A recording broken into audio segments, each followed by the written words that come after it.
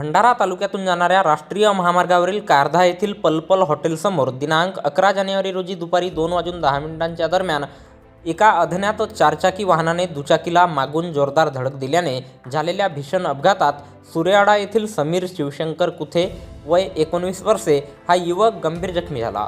समीर हा आपल्या विना क्रमांकाच्या दुचाकीने भंडारा येथून स्वगावी जात असताना भरधाव वेगाने आलेल्या अज्ञात वाहनाने त्याला धडक दिली आणि चालक घटनास्थळावरून पसार झाला। या धडकेत समीरच्या उजव्या पायाचे हाड मोडल्याने तो रस्त्यावर पडला होता। दरम्यान अपघाताची माहिती कारधा पोलीस स्टेशन पॉइंटवर तैनात असलेली जगद्गुरू रामानंदाचार्य नरेंद्राचार्यजी महाराज मुख्यपीठ नानिजधाम यांच्या प्रेरणेतून चालविण्यात येणारी मोफत रुग्णवाहिका तात्काळ घटनास्थळी दाखल झाली।